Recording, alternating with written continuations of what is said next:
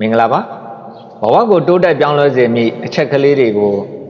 ပညာရှင်တွေအမြင်မြတ်ဗုဒ္ဓအမြင်နဲ့နှိုင်းယှဉ်တင်ပြခြင်းပါတယ်လူတိုင်းကအောင်မြင်ခြင်းကြတယ်အောင်မြင်မှုဆိုတာကလူတစ်ယောက်ရဲ့အတွေ့အကျင့်လောက်ရတွေပေါင်းစုပြီးမှပေါ်ပေါက်လာတဲ့အရာတစ်ခုပါအဲ့ဒါဆိုတော့အောင်မြင်ခြင်းတယ်ဆိုရင်လူတစ်ယောက်ရဲ့အတွေ့အကျင့်လောက်ရတွေကအဓိကကျနေပါတယ်ပညာရှင်တွေကဘာပြောလဲဆိုတော့ကွင်းထဲကလူပဲဖြစ်ပါစေတဲ့အပြင်ကအားပေးတဲ့သူမဖြစ်ပါစေနဲ့ပညာရှင်တယောက်ကဘဝမှာအရေးကြီးဆုံးသူဟာကွင်းဘေးကနေဝေဖန်နေတဲ့သူမဟုတ်ဘူးလို့ပြောခဲ့တယ်ဖုံတွေသွေးတွေချွေးတွေပေးကြံနေတာတောင်ကိုယ်တိုင်ဝင်ကစားတဲ့သူကပဲရှုံးနေမှုရဲ့သင်ခန်းစာကိုသိပြီးတော့အောင်မြင်မှုရဲ့အရသာကိုခံစားနိုင်ပါတယ်တဲ့ဦးဇင်းတို့ရဲ့မြတ်ဗုဒ္ဓကလည်းမိမိကိုယ်ကိုယ်သာအားကိုးစရာပါသူများကိုအပြစ်တင်နေတာထက်ကိုယ့်ကိုယ်ကိုတတိပညာနဲ့ပြုပြင်ပြီးလှုပ်ဆောင်နိုင်သူဟာဘဝကိုတကယ်ပြောင်းလဲနိုင်သူဖြစ်ပါလိမ့်မယ်နံပါတ်1အနေနဲ့ပညာရှင်တွေကကြောက်စိတ်ကိုဖြောက်ရပါမယ်ကြောက်စိတ်ကိုလှုပ်ရနဲ့ဖြောက်ရပါမယ်ကြောက်တဲ့အရာကိုလှုပ်လိုက်ပါလှုပ်လိုက်လို့ရှိရင်ကြောက်စိတ်ကပျောက်သွားပါလိမ့်မယ်ဦးဇင်းတို့ရဲ့မြတ်ဗုဒ္ဓကတော့ကြောက်စိတ်ဆိုတာစိတ်ရဲ့အညစ်အကြေးတစ်ခုပါအရာကောက်ရင်ဒေါသပေါ့အဲဒေါသဆိုတဲ့စိတ်ရဲ့အညစ်အကြေးလေးကိုဖယ်ထုတ်နိုင်လို့ရှိရင်မင်းရဲ့စိတ်မှာကြောက်စိတ်တွေကင်းသွားပါလိမ့်မယ်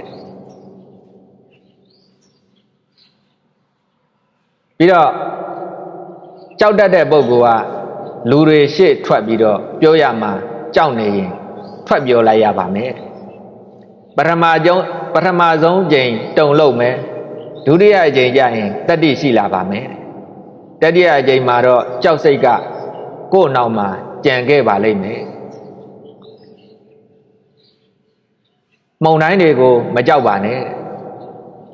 တစ်ကိုင်းပေါ်မှာနားနေတဲ့ငှက်ကတစ်ကိုင်းကျိုးသွားမှာကိုမကြောက်ပါဘူးဘာဖြစ်လို့မကြောက်တာလဲဆိုတော့သူ့ယုံကြည်မှုက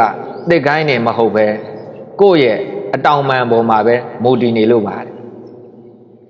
ဘဝကလည်းဒီလိုပဲအခြေအနေတွေကိုမယုံကြည်ပါနဲ့ပြောင်းလဲနိုင်တဲ့လောကကိုမယုံကြည်ပါနဲ့ကိုယ့်ရဲ့သတိပညာအကျင့်ကိုသာယုံကြည်ပါဦးဇင်းတို့ရဲ့မြတ်ဗုဒ္ဓကတော့မလျော့နဲ့ကိုယ့်ကိုတိဆောက်ဖို့အမြဲတမ်းသတိပေးပါတယ်နောက်လေးခုမြောက်အချက်တစ်ချက်ကတော့ယနေ့ခံစားနေရတဲ့ဒုက္ခကနောင်အတွက်ချမ်းသာမှုဖြစ်ပါစေ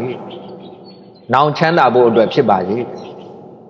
ဆင်းရဲတွေကိုကြော်ဖြတ်ပြီးတော့ချမ်းသာမှုကိုအရောက်လှမ်းနိုင်ပါစေပေါ့နော်ပညာရှင်တွေကဘာပြောလဲဆိုတော့ဘဝရဲ့အဆက်အပြောက်တွေကိုအနာဂတ်ကနေကြည့်လို့မရပါဘူးတဲ့အတိတ်ကိုပြန်ကြည့်မှသာအရာအလုံးဆက်ဆက်နေတာကိုနားလည်လာပြီလိမ့်မယ်ဥပမာအနေနဲ့အခုချမ်းသာတယ်ဆိုပါစို့အရင်ကအလုပ်ကြိုးစားပြီးလုပ်ခဲ့တဲ့ဆင်းရဲကိုကြော်ဖြတ်နိုင်လာလို့အခုချမ်းသာတာဆိုတာဒါအတိတ်ကိုပြန်ကြည့်ပြီးတော့ဆက်ဆက်လို့ရတာပေါ့နော်ဦးဇင်းတို့ရဲ့မြတ်ဗုဒ္ဓကတော့ယနေ့သင်တွေ့နေရတဲ့အခြေအနေတွေကအတိတ်ကလုပ်ခဲ့တဲ့ကံကြောင့်ဖြစ်လာတာပါနောင်အနာဂတ်ကတော့ယနေ့သင်လုပ်နေတဲ့ပြုလုပ်နေတဲ့အရာပေါ်မှာပဲမူတည်ပါတယ်အခုခံစားနေရတဲ့ဒုက္ခတွေကအလကားမဟုတ်ပါဘူးတနေ့ကြာလို့ရှိရင်ချမ်းသာမှုကိုဖော်ဆောင်ပေးမဲ့ဒုက္ခတွေဖြစ်ရမယ်လို့အဲ့လိုတွေးပြီးတော့ဝိရိယထားပြီးကြိုးစားဖို့လိုပါတယ်နံပါတ်5အနေနဲ့ပညာရှင်တွေကဘာပြောလဲဆိုတော့ပညာကိုမနှောမျောပါနဲ့ပညာပေါ်မှာယဉ်ဤမြုပ်နှံခြင်းဟာအမြတ်အများဆုံးယဉ်ဤမြုပ်နှံမှုဖြစ်ပါတယ်ဗန်ထဲမှာငွေစုလို့ရှိရင်တစ်ချိန်တည်းမှာပဲကုန်သွားနိုင်ပါတယ်ဒါပေမဲ့အုံနောက်ထဲမှာပညာစုရင်တော့ဘဝတစ်လျှောက်လုံးမကုန်နိုင်ပါဘူးတဲ့ဟုတ်ပါတယ်ဗန်ထဲမှာရှိတဲ့ပတ္တဆံကမသေးကြပါဘူးပညာတတ်ထားရင်တော့အဲ့ဒီပညာနဲ့ရောက်တဲ့အရာမှာအသုံးချလို့ရပါတယ်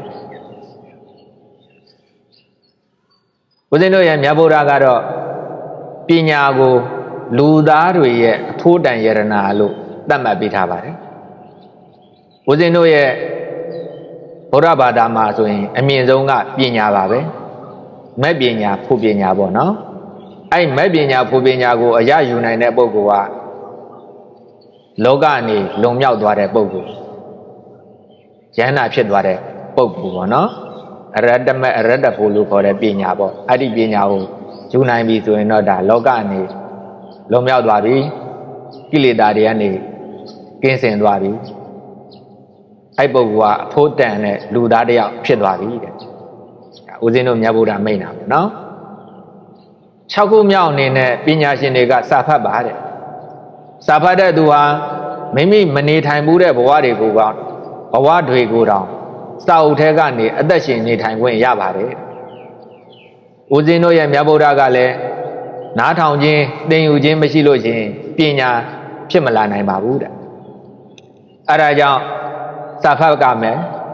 စာဖတ်ခြင်းဟာသူများရဲ့အတွေ့အကြုံအမှားအောင်မြင်မှုတွေကိုကိုယ့်ဘဝထဲကိုအခမဲ့ယူလာလို့ရနိုင်တဲ့နည်းလမ်းတစ်ခုပါဏိကုံးကျုံအနေနဲ့အခုပြောခဲ့တဲ့အရာတွေကိုတတိထားပြီးတော့ကိုယ့်ဘဝကိုတည်ဆောက်မယ်ဆိုလို့ရှိရင်